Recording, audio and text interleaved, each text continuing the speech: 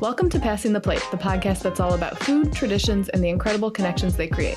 I'm Ashley Covelli, the food writer and recipe developer behind Big Flavors from a Tiny Kitchen. And I'm Lisa Lisson, the genealogist and family history expert behind Are You My Cousin? We are your guides on this flavor-packed adventure.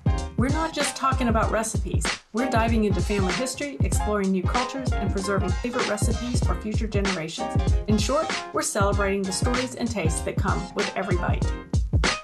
So grab a seat at the table and let's head out on a journey of flavor, tradition, and connection. This is Passing the Plate, where every episode is a feast for the senses and a celebration of togetherness.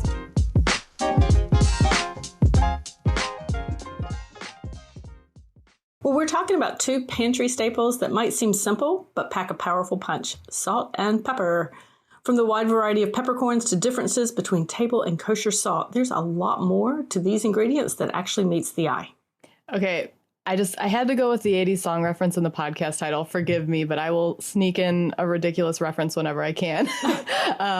But yeah, seriously, salt and pepper, they seem so basic, but there's a lot of nuance there. And I think they're deceivingly simple. So I'm really excited to talk about the different types of salt and pepper and how you can infuse them with other flavors.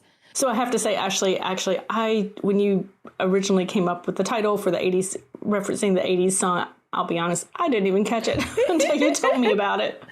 Yeah. I mean, and if you're just listening to this, you won't even catch it necessarily. It's the way that it's spelled. If you know, you know, and I think you'll get a kick out of it if you do know.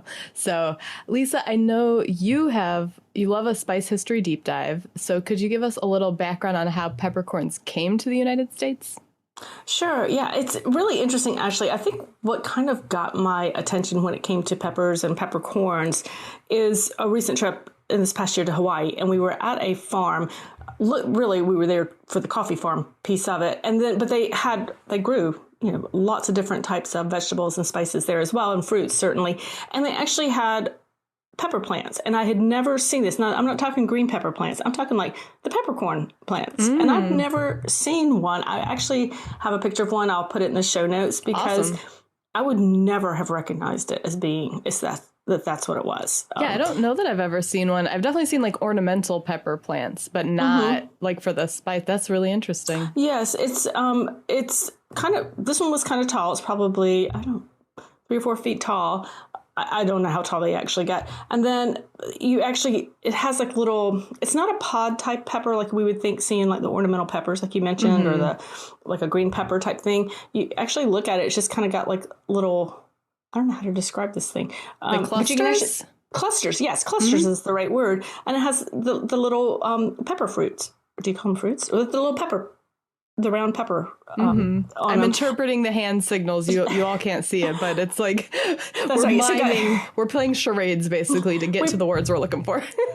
Yeah. So if you don't know, Ashley and I, we record these things over Zoom with the video on because we don't live in the same place. And I talk with my hands. So do I. A lot. Yeah. So anyway, so we have to interpret each other's hand signals. So anyway, back to the, so you have these little clusters with the little pepper, what turns into the pepper, what do you call it? Pepper balls, pepper granules, peppercorns. Yeah. That's the word. And so, when they're ready and they're harvested, and of course they dry them and, then they end up on our tables. But that is kind of what triggered my thought process between that and having been to an actual salt flat in the past year. I was like, wow, this is really a fascinating topic. There's more to these two little spices than I actually ever thought about. So anywho, now we're back down to the history. Actually, so what I didn't know is that, so pepper is not native to the U.S. Certainly it is native to the Malabar coast of India. Oh, that makes a lot of sense. Which makes a lot of sense, right? And so it's been in the Indian cooking, since 2000 BC. So it's been for a little while. Just for a little while there, right? And it actually became a very valuable commodity. It's one of the earliest commodities that was traded between the Orient and Europe. And actually even had the nickname of black gold at one point. Oh. Because it was so valuable. That would be a great band name. Black Gold. It would be. Yeah, see, obviously, Ashley is our resident musician in the group here. The duo here. So, but it wasn't really until, the late 1790s that the pepper trade really ended up in the U.S. So it is attributed to Jonathan Carnes of Massachusetts when he returned to New York with a shipment of Sumatran pepper. And it was supposedly there was a very high value worth on it. It supposedly was worth $100,000. Guys, In this is 1797? Yeah, right. Wow. This is internet research, guys. So take that how you will. But it was very valuable is what I took away from that. And that really was the beginning with the global pepper trade with the U.S. being involved. And actually Salem and Boston were kind of the very important spice centers for a while there. Oh, interesting. That surprised me. Because, guys, I've done a lot of genealogy research in that area. Pepper never entered into it, quite frankly, is part of what I would come across. So anyway, I thought that was really interesting. And today, what they say is that pepper is one of the world's most traded spices. Oh. So it's about 20% of the global spice trade. Wow. Isn't that amazing? And that's why it's not just one type of pepper. We'll get to that later. But it's not just one type of pepper. So that's wild. I was really surprised. Do you know any idea what the main pepper producing countries are, Ashley? Oh, don't read the notes. I'm not going to read the notes. Well, India. Yes, definitely. I'm trying to think, like, when I've been to Penzies and I've seen the different types of peppercorns. There's like telecherry, but I think that's Indian. It's got to be somewhere warm, maybe like Africa. I don't know. No, Vietnam. Oh, okay. Yep, that makes sense. Of course, India that you mentioned, Indonesia. That makes sense, and Brazil. So all definite climates that you would think to see that kind of. I wonder what percentage of the peppercorns that we in the world come from those 4 places. That'd be interesting. Yes, I do not know. I didn't see numbers on that. Obviously, here in the U.S. and America, the ground black pepper that we see on the table, that's the most common one. It's the most common household spice, actually, since Revolutionary War times here in the U.S. And we use it pretty much. It's just a staple, right? In dishes and household kitchen tables, dining tables. Yeah, I know. I grew up with like just the already ground black pepper, but then once I feel like it was kind of right after I got out of college. So I don't know if it's just like being an adult, I got exposed to like full peppercorns that you could grind, or if that kind of trend just took off around that time. But I remember the first time I went into a Penzies spice market, and they have all of the different jars of spices. You can smell everything there. And I remember getting to the peppercorn section, and I was just blown away by how many varieties they have. And I'll link to if you search peppercorn on their website, I'll link that in the show notes. But looking at their site now, you can see when you search it, they have a ton of different varieties. So the first one that's listed is the European style peppercorns, and that's a half and half blend of telecherry black peppercorns and Sarawak white peppercorns. Then they have whole special extra bold Indian black peppercorns. They have a 4 peppercorn blend that's got telecherry black, Mysore green from India, white peppercorns from Sarawak, and then the rare pink peppercorns from the French island of Reunion, which I didn't even know Reunion was the name of an island. But that's kind of pretty. It's got like, the different colors in there. Then they have just green peppercorns, and it says green peppercorns come from the same Indian vines as our robust black telecherry peppercorns, but they're harvested before they mature, so that's what gives you the green pepper, and it says it has a fresh, clean flavor that's well suited for poultry, vegetables, and seafood. And it says on here that the dried green peppercorns can be ground in a pepper mill like black ones or crushed between your fingers, which is interesting, so they must be a little softer. Oh, yeah. Well, that makes sense if they're processed earlier than the black ones.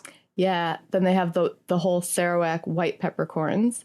They say that white peppercorns are regarded by many parts of the world as the finest flavored, most preferred pepper. They start out the same as black peppercorns, but then are allowed to ripen more fully on the vine and produce a very large berry with a looser outer shell. This black outer shell is then removed in one of 2 additional ways. The Muntak peppercorns are soaked in water until the black shell loosens, while Sarawak peppercorns are held under a constantly flowing stream of spring water, yielding a whiter color and an extra clean product. So that says both white peppercorns, so both types, have the traditional rich, winey, somewhat hot flavor that's nice used in soup, on grilled meat or poultry, in light colored dishes. So that's like somewhere, well, I would use it like in a gravy, like a white gravy, or a mashed potatoes, where you don't want to see, it's a lot of times for like cosmetic reasons also, you don't want to see the flecks of black necessarily, or mixed with the other peppercorns. So that's white. They also have Szechuan peppercorns, and those are the pink ones. And those, let me see what it says that they're, oh, sorry, no.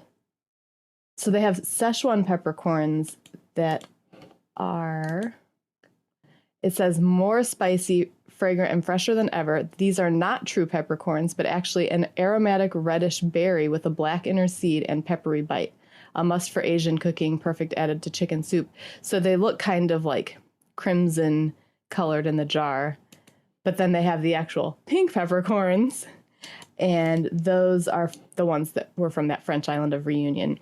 And those have a very different flavor than, it says they're related to cashew nuts and can produce an allergic response in people with tree nut allergies. So that's a very good thing to know. And what kind was that again? So those are pink peppercorns, and on Penzeys website it says they're originally from the French island of Reunion, but now from Brazil. So that still falls within your... Well, France wasn't one of the listed for countries that have the highest production, so maybe something happened in France. Well, I don't know where that island could be either. It could be... Well, it said the French island of Reunion. Right, but the French could have an island that's not necessarily off the coast of France. It could be... Oh, I see what you mean. Yeah, so I don't know about that, but I think I just was surprised what you said there about that peppercorn that could be people who are sensitive to is it cashew nuts would be that would be an issue for them. And I never thought to be aware of peppercorns. Now, I don't think that's a common peppercorn in my grocery store But if shelves. you get one of those like melange of peppercorns that's got the four colors in it, it absolutely could be. And it does say, unlike the black, white, and green, the pink aren't really peppercorns at all, but they're the fruit of a tree related to the cashew family. They're called peppercorns because of their size and flavor. And they say that it's wonderful on anything from poultry to vegetables and fish. And then the last type that they list on their site is the whole Malabar Indian black peppercorns. And that says if there's only one spice in your kitchen, it should be pepper. No other spice adds the greatest amount of flavor to the greatest number of dishes. So this is kind of, it says the Telecherry peppercorn is the top grade of Indian pepper. And the Malabar Indian peppercorns are regarded as having the finest flavor of the mass-produced varieties. A step above Malabar is Telecherry, a larger and more mature peppercorn possessing a more developed flavor. So they've got lots of different types, but the cool thing, if you have a store, either a Penzeys location or another spice store near you that has this option, you can open the jars and smell the different types. So you kind of, although be careful sticking your nose in a jar of peppercorns and inhaling too deeply. You might get sneezy. Because I actually remember when I was a kid, I thought that was like a joke from cartoons that when people sniffed ground pepper that they sneezed. So I did it, and I learned that it was not a joke. Oh, no. Yeah, I think it was something with like Snow White and the Seven Dwarfs. I want to say it was Dopey. He got me. Oh no! So I had this thought of people going to stores now and opening and sneezing into the peppercorn jars now. So anyhow, all right. Please don't sneeze into the peppercorns. Wish you could cook delicious food, but feel like you never have the time, money, or energy? At Big Flavors from a Tiny Kitchen, Ashley gets it. She believes that anyone can create amazing meals, regardless of their experience, budget, or kitchen size. Her approach breaks down the barriers that many of us have to cooking and inspires confidence in the kitchen. Ashley puts her decade plus of culinary experience into creating realistic recipes with flexible options that will actually work in your home kitchen. Whether you're a seasoned pro looking for new inspiration, a new cook just getting your bearings, or a busy mom who needs family favorite meals fast, Big Flavors is in your corner to help you create meals and memories. Visit BigFlavorsTinyKitchen.com today to find new and inspiring recipes that will help you make the most of mealtime. And then another website that I really like for really interesting spices, and again, maybe you didn't think about peppercorns as being interesting before today, but Burlap and Barrel, they have beautiful single origin spices, and they have purple peppercorns, wild Timor pepper that Savour named as the best non-peppercorn. They have Robusta black peppercorns, fermented white peppercorns. They have a whole collection of salt and pepper. They have Zanzibar black peppercorns. They've got a tingly Mac-Ken pepper that is related to Szechuan pepper and grows wild in the mountains. So they have and they have a ton of different types also. And they come in, their whole peppercorns come in little grinders. They're like plastic grinders, which is really nice. So you don't have to fill your own if you don't want to. The purple ones, it says, our vine ripened purple peppercorns are the heirloom Vietnamese variety, Vinlin, sorry if I pronounced that wrong, renowned for its strong flavor. These are complex, fruity black peppercorns with an aroma like strawberries and a kick like a jalapeno. They can be used in place of black pepper in any recipe, as well as desserts or ground over fresh cut fruit. Oh. I had not thought about that. I've put tahini on fruit, but I've never thought of black pepper, but why not? Okay, I need to try that today. And this says, unlike virtually every other black pepper in the world, these peppercorns are fully ripened on the vine, which requires expertise and commitment from the farmer and produces an exceptionally complex, sweet, and spicy peppercorn, unlike any other we've tasted. These peppercorns were grown on a tiny regenerative farm by two friends, Dung and Tan. I don't know how to, I'm very bad with pronouncing some words from other languages, but it just sounds so interesting. And I love especially these two different brands that I've mentioned. There are other brands, obviously, but these two really kind of take care to educate you about the ingredients, which I can really appreciate. That was fascinating. I honestly, I know that, there are lots of different types of peppercorn. I didn't quite realize all the nuances that were there. But I do have a question, Ashley. So we've talked a lot about these different peppercorns, but for me, a home cook here, do you have some examples of kind of unique uses and ways to use peppercorns that I might not normally think about? Because I typically cook with just your basic ground black pepper. Mm-hmm. Yeah. Well, like I mentioned before with white pepper, it can be great for aesthetic reasons. So mashed potatoes, gravy, a bechamel, if you were making a sauce for a white macaroni and cheese, but you still wanted it to have a little bit of that heat from the pepper. It's often used over black pepper in Asian cooking because it complements flavors like ginger, garlic, and soy sauce. So maybe next time you're making a stir fry or something, maybe you'd want to add try a little white pepper in there. It's pink peppercorns. One of the most interesting uses I found for them is years ago I was recipe testing for a cookbook, not mine. It was the Steamy Kitchen cookbook. And the author had a recipe for an Asian pear frozen yogurt, and it had pink peppercorns in it. And that's the first time I had ever used pink peppercorns. And because they're kind of mild and almost floral and technically not a peppercorn, they were really interesting with the flavors of the Asian pear and the creaminess from the yogurt. So that was a really different way to use it. And then if you ever come across, I don't know if this is sold or this is just my friend Rob made these and gave some to me, but he made smoked peppercorns with the smoker at his house. And that was a really fun way to it just adds an extra something to your dish. I could see how that would be a really unique flavor. Mm-hmm. And with that, if you had a smoked peppercorn, what did you use that on? Would it be more of a meat type thing that you used it on, or anything? Anything, really. I mean, just think about even if grilled vegetables, the flavor that you would get kind of smoky from that. If you were broiling them, you could just put a little smoked pepper, or there's also smoked salt, but we aren't into salt yet. But, so it's just kind of a fun way to add a little different flavor. And I'll link an article in the show notes from Food Network about the different types of peppercorns. But again, you could also explore these different spice shops, look at their descriptions, because it'll give you descriptions of the particular ones that they're selling.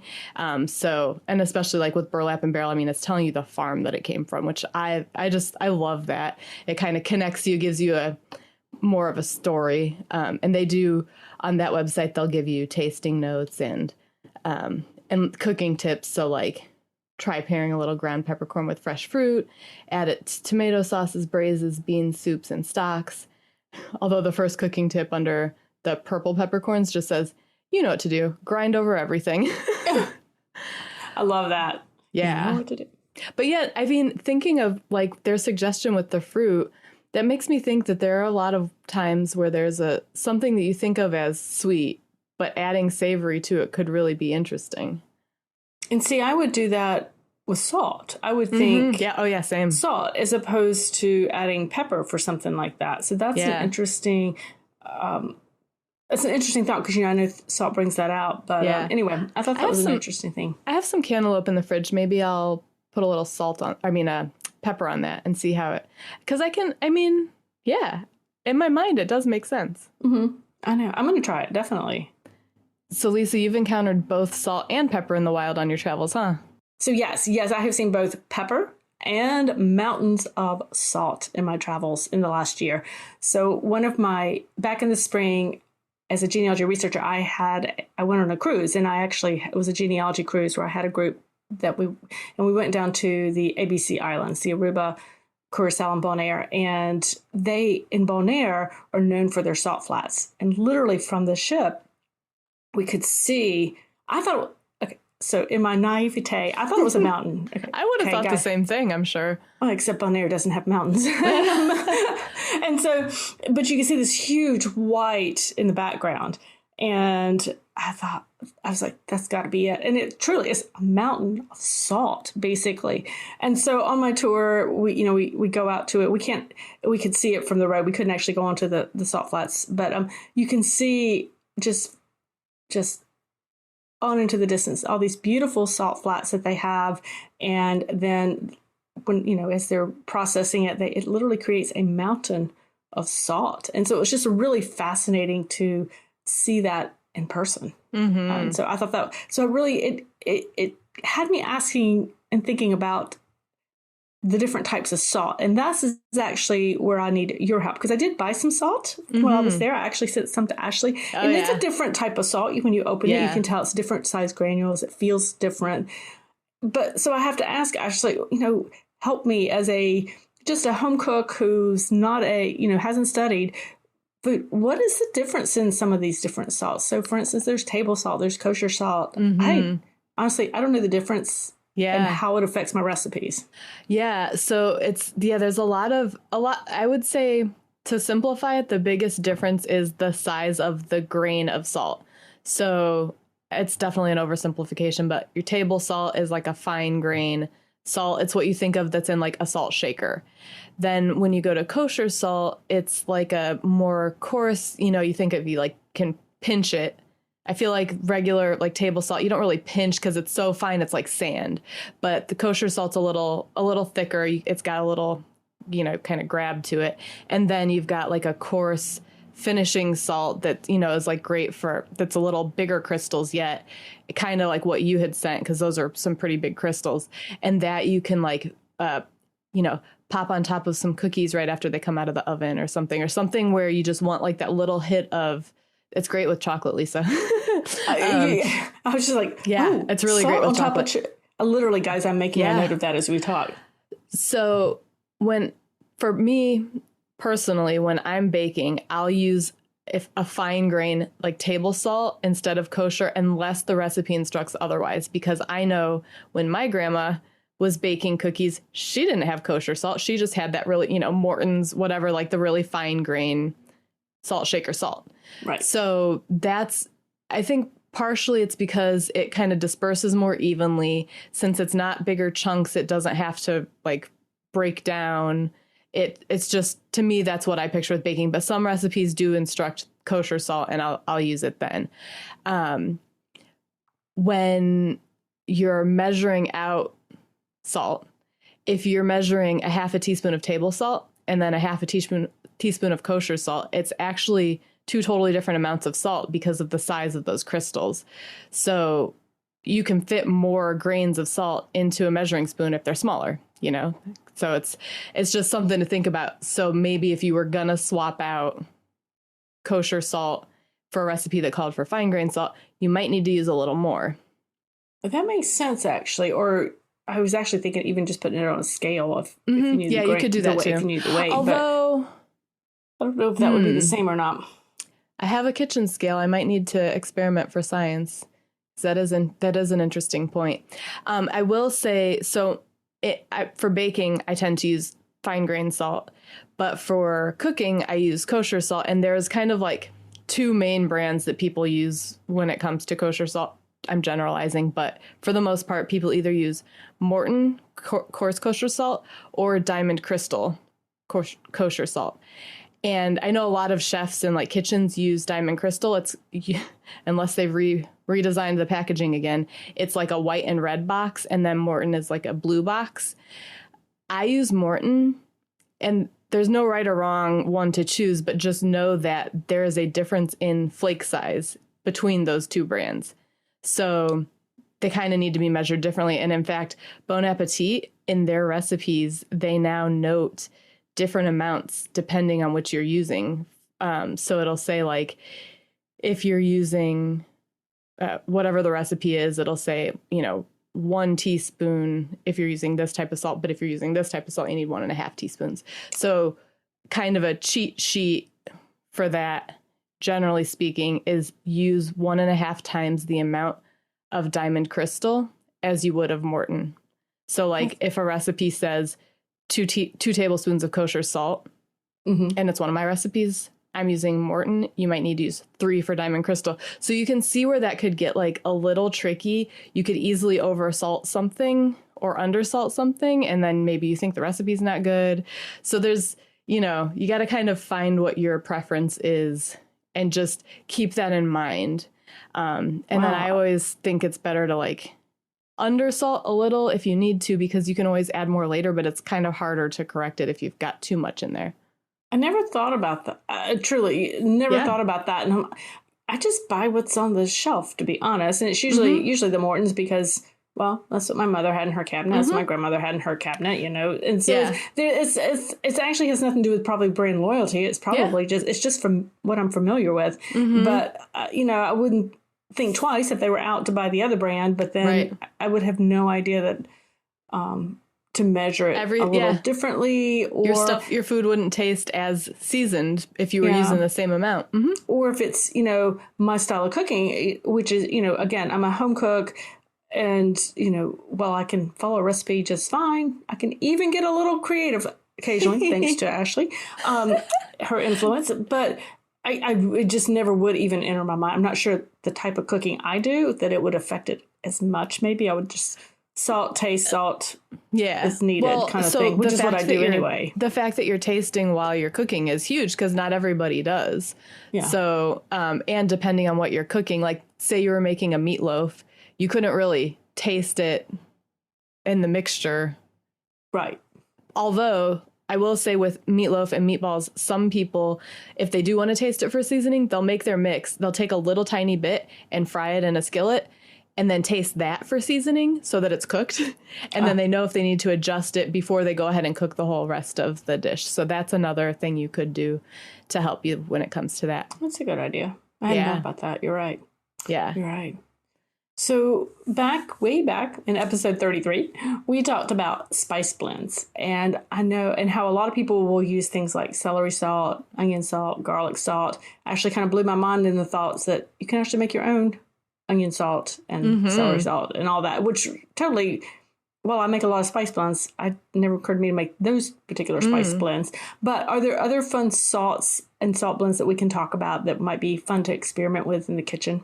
Yeah, absolutely. And I will note for the types that you mentioned, so like celery salt, onion salt, garlic salt, I would use the fine grain table salt, because if you think of what those look like in the jar, if you buy them, they are more of a fine grain.